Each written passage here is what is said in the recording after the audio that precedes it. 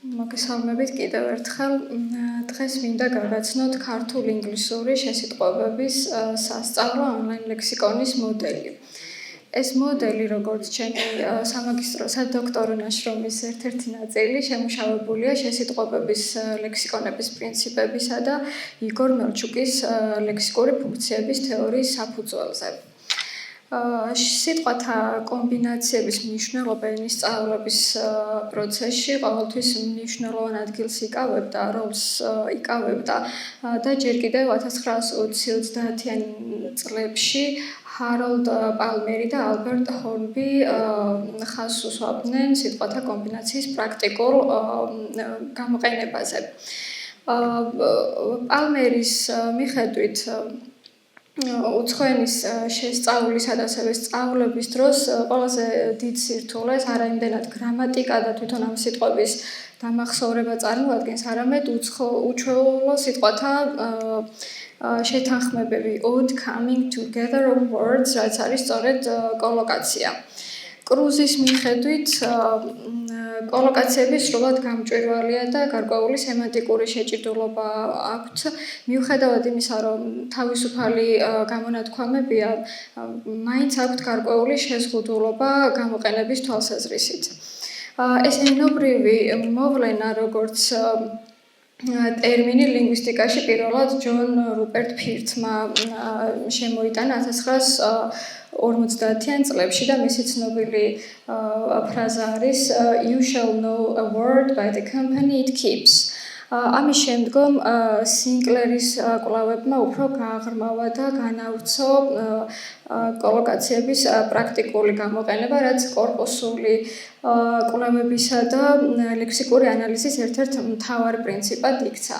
მისი პროექტი კობილდი იყო პირველი ელექტრონული კორპუსი, რომელშიც თავმოყრილია ინგლისური ენის გამოყენების მაგალითები და მათზე დაყრდნობით მოგვიანებით უკვე შეიქმნა პირველი კორპუსზე დაფუძნებული ლექსიკონი Cobbled English Dictionary.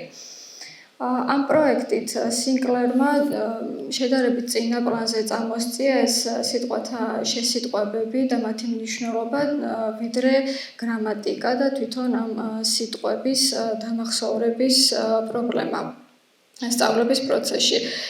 ეს იყო სიახლე ლექსიკოგრაფიის ისტორიაში და ზოგადად კორპუსულმა ლინგვისტიკამ ბიძგი მისცა შესიტყვებების ლექსიკონების როგორც ჟანრის განვითარებას, როგორც დამოუკიდებელი ჟანრის განვითარებას. ასეთ ლექსიკონებში, შესიტყვებების ლექსიკონებში მოცემული არა მარტო სიტყვები და მათი განმარტებები, არამედ მათი შესიტყვებადობა აღწერილია ის უნარი, თუ როგორ უკავშირდებიან ეს სიტყვები ერთმანეთს სხვადასხვა კონტექსტში. შესიტყვებების თემას ცენტრალური ადგილი უჭირავს ასევე იგორ მელჩუკის განმარტებით კომბინატორული ლექსიკონის თეორიაში და იგი მელჩუკის აზრით სიტყვებს შორის არსებობს განსაზღვრული კავშირები და ეს არის ლექსიკური ფუნქციები. იგი აღწერს 70-მდე ასეთ ლექსიკურ ფუნქციას და აჯგუფებს ორ ძირითად ჯგუფად. ეს არის სინტაგმატური და პარადიგმატური ლექსიკური ფუნქციები. სინტაგმატური ფუნქციები ძირითადად აღწერენ სხვადასხვა მეტყველების ნაწილებს და გვთავაზობენ იმ ზედსართავ სახელებს, ნისედებს და ზმნებს, რომლებიც გვხვდებიან მოცემულ ლექსემასთან.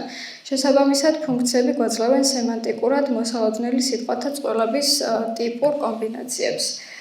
პარადიგმატური ლექსიკური ფუნქციები, სინონიმები, ანტონიმები, კონვერსივები აღწერენ სიტყვებს, რომლებიც ერთსა და იმავე სემანტიკურ კატეგორიას მიეკუთვნებიან და შესაძლოა ჩაანაცვლონ მოცემული ლექსემა. მაშინ, როდესაც სინტაგმატური ლექსიკური ფუნქციები თვითონ ამ ლექსემასთან ერთად გამოიყენება შესიტყვებაში.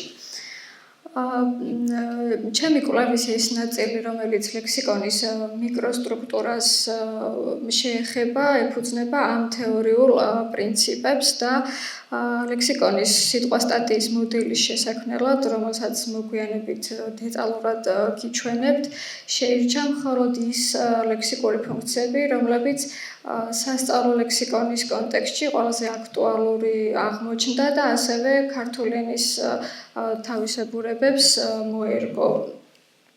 თუმცა საწყის ეტაპზე იმისათვის რომ გარკვეული მეთოდოლოგია შემუშავებული იყო, შევისწავლა არსებული კოლოკაციების ლექსიკონები და მათში შესიტყვებების წარმოდგენის მეთოდები. ორი ასეთი ტიპის ლექსიკონი შეირჩა. პირველია ოქსფორდის შესიტყვებების ლექსიკონი, რომელსაც ეკრანზე ხედავთ. ამ ლექსიკონში შესიტყვებები დაჯგუფებულია მეტყველების ნაწილების მიხედვით. მაგალითად, სიტყვა book ამ შემთხვევაში მოცემული გვაქვს ის საერთავი სახელები, რომლებიც მას განსაზღვრავენ, მაგალითად latest book, new book, recent book. ასევე ის ზმნები, რომლებიც წინ უსწრებს ან მოსდევს ამ სიტყვას, მაგალითად verb plus book, to look at a book, to read book და book plus verb. სიტყვის პოზიცია ასეთი სახით არის ნაჩვენების შესიტყვებაში და ასევე გვაქვს არსებითი სახელები, რომლებიც ატრიბუტულად იხმარება მოცემულ სიტყვასთან. შემდეგი ლექსიკონი, რომელიც შეირჩა, არის მაკმილანის შესიტყვებების ლექსიკონი. ოქსფორდის ლექსიკონის მსგავსად ეს ლექსიკონიც მეტყველების ნაწილების მიხედვით აჯგუფებს შესიტყვებებს, თუმცა მისგან განსხვავებით კიდევ აქვს ქვედაჯგუფებები სიტყვა სტატიაში. მაგალითად, სიტყვა impossible, აქ გვაქვს adverb plus adjective, ასეთი ტიპის დაჯგუფება და აქვე არის გამოყოფილი კიდევ პატარა ჯგუფები. მაგალითად, ერთი მსგავსი მნიშვნელობის სიტყვები, კოლოკატები არის დაჯგუფებული ერთად, მაგალითად absolutely, completely. ასევე ცალკეა გამოყოფილი almost, all but, ცალკე გვხვდება clearly, manifestly და ასე შემდეგ. კიდევ ერთი განსხვავება, რაც მაკმილანის ლექსიკონს აქვს, არის ის, რომ ეს დაჯგუფების ტიპები ამ შემთხვევაში მოცემულია ასეთი სახით adverb plus adjective, ანუ ორივე შემთხვევაში მითითებულია მეტყველების ნაწილი, მაგრამ ოქსფორდის ლექსიკონში თვითონ მეთაური სიტყვა არის ერთ-ერთი კომპონენტი, მაგალითად verb plus book და არა verb plus noun. ამ ლექსიკონების შედგენის პრინციპების გაცნობის შემდეგ შემუშავდა ქართულ-ინგლისური სასწავლო ლექსიკონის სიტყვასტატიის მოდელი, რომელიც გულისხმობს შერეული პრინციპის გამოყენებას. ეს ნიშნავს იმას, რომ ჩვენს ლექსიკონში გაერთიანებულია როგორც შესიტყვებების ლექსიკონის პრინციპები, ისე იგორ მელჩუკის ლექსიკური ფუნქციების თეორია. ანუ სიტყვა სტატიაში შესიტყვებები დაჯგუფებულია მეტყველების ნაწილების მიხედვით და აღწერილია ლექსიკური ფუნქციებით. ეხლა მინდა გაჩვენოთ ის სიტყვა სტატიები, რომლებიც ამ მეთოდით შეიქმნა. მაგალითად, ავიღოთ წვიმის სიტყვა სტატია. მეთაური სიტყვისა და მისი ინგლისური თარგმანის შემდეგ მოდის გვხვდება შესიტყვებების ველი და აქ პირველი ტიპის შესიტყვების დაჯგუფება არის საერთავი პლუს წვიმა და აქ გვაქვს გადაუღებელი წვიმა, გაუთავებელი წვიმა, endless rain და აქ გვხვდება პირველი ლექსიკური ფუნქცია, რომელიც ამ სიტყვა სტატიაშია გამოყენებული. ეს არის მაგნ. როდესაც კურსორი მიყვავს ამ ფუნქციასთან, ხედავთ მის ქართულ სახელწოდებას. ეს არის გამაძლიერებელი ლექსიკური ფუნქცია, რომელიც აღწერს რაიმე მოვლენას უფრო დიდი ინტენსივობით, მაგალითად კოკისპირული წვიმა, შხაპუნა წვიმა. შემდეგი ტიპის დაჯგუფება არის წვიმა პლუს არსებითი სახელი და აქ გვაქვს შემდეგი ლექსიკური ფუნქცია sonare, რომელიც წვიმის მიერ გამოცემულ ხმას აღნიშნავს და გვაქვს წვიმის შხაპუნი, წვიმის რაკარუკი. ასევე გვაქვს figurative, ასეთი ლექსიკური ფუნქცია, ხატოვანი ლექსიკური ფუნქცია წვიმის ფარდისათვის. შემდეგ უკვე გვხვდება პარადიგმატული ლექსიკური ფუნქციების ველი, რომელიც ლექსიკონში იქნება ჩამოსაშლელი და სურვილ შემთხვევაში ჩამოშლის მომხმარებელი. აქ გვაქვს სინონიმები, გვარეობითი, თანახიპონიმები, ნაწარმოების სიტყვები და ბოლოს გვაქვს იდიომები, თუ არსებობს, რა თქმა უნდა, ამ სიტყვასთან მიმართებით რაიმე იდიომა. ასევე კიდევ ერთი ფუნქციონალი, რომელიც ამ ლექსიკონს ექნება, არის დაკავშირებული სიტყვების ველი. მაგალითად, სიტყვა სტატიაში თეატრი გვაქვს ასეთი ლექსიკური ფუნქცია გამოყენებული equip, რომელიც შემადგენლობას თანამშრომლებს აღნიშნავს, მაგალითად, თეატრის დასი. და ამ ტიპის შესიტყვებების შემდეგ გვაქვს ეს equip დაკავშირებული სიტყვები. ანუ ისეთი შესიტყვებები, რომელიც იგივე ლექსიკური ფუნქციით არის აღწერილი. ანუ ეს ველი მიემართება ამ ლექსიკურ ფუნქციას. ასევე გვაქვს cap დაკავშირებული სიტყვები. ეს cap არის ერთ-ერთი ლექსიკური ფუნქცია, რომელიც აღნიშნავს მეთაურს, ხელმძღვანელს, მაგალითად თეატრის სამხატვრო ხელმძღვანელი. და აქ მსგავსი შესიტყვებები არის ჩამოთვლილი, მაგალითად ორკესტრის დირიჟორი, სკოლის დირექტორი, უნივერსიტეტის რექტორი და ასე შემდეგ. ამის შემდგომ გრძელდება, რა თქმა უნდა, შესიტყვებების წარმოდგენა, გვაქვს არსებითი პლუს თეატრი, ამ ტიპის შესიტყვებები და კვლავ პარადიგმატული ლექსიკური ფუნქციები. ასევე მგლის სიტყვა სტატია მინდა გაჩვენოთ. იგივე მგლის ხმულთან დაკავშირებული სიტყვებია ამ ველში წარმოდგენილი ღორის ღრუტუნი, მაგალითად ქათმის კაკანი, ცხენის ჭიხვინი. ასევე ბორო ლექსიკური ფუნქცია, რომელიც აქ არის წარმოდგენილი, ეს არის malt, კრებითი არსებითი სახელი.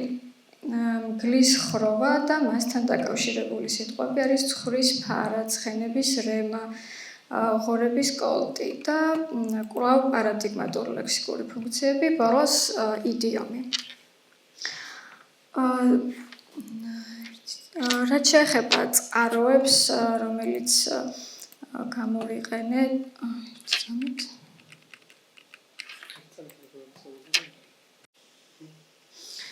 რაც შეეხება ლექსიკონის წყაროებს, ამ შესიტყვებების მოძიების თვალსაზრისით სამი ძირითადი წყარო შეირჩა. ეს იყო ინგლისურ-ქართული პარალელური კორპუსი, რომელსაც 2024 წლიდან დაემატა ახალი ფუნქციონალი, კოლოკაციური ძიების ფუნქცია დაემატა ახალ პლატფორმაზე და ეს გახდა ძირითადი წყარო, რადგან აქედან შესიტყვებები მოდის თარგმნილი ინგლისურ ეკვივალენტებთან ერთად. შემდეგი რესურსი წყარო არის ნეოლოგიზმების საძიებო კორპუსი, რომელიც 2024 წელს შეიქმნა ილიას სახელმწიფო უნივერსიტეტში. მესამე წყარო არის ქართული ენის ეროვნული კორპუსი. აქედან ძირითადად მხოლოდ ქართული შესიტყვებები ამოდის.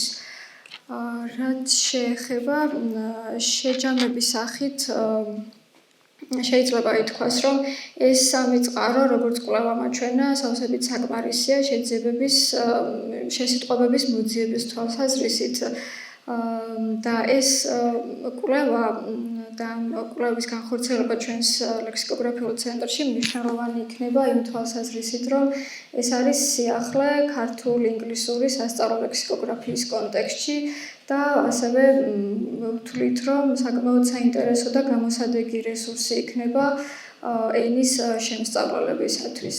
დღეს მე წარმოგიდგინეთ ლექსიკონის მიკროსტრუქტურაზე ვისაუბრეთ და წარმოგიდგინეთ სიტყვა სტატიის მოდელი, თუმცა კვლევის პირველ ეტაპზე განისაზღვრა ლექსიკონის მაკროსტრუქტურა, რომელიც მოიცავს 20,000 სიტყვას. კვლევის ეს ნაწილი 2024 წელს წარმოვადგინეთ აზიის ლექსიკოგრაფთა ასოციაციის კონფერენციაზე და ამაზე დაიწერა სტატია, რომელიც დაახლოებით 1 თვის წინ, როგორც იქნა გამოქვეყნდა ჩრდილოეთ ამერიკის ლექსიკოგრაფთა საზოგადოების ჟურნალში Dictionary. დიდი მადლობა ყურადღებისთვის.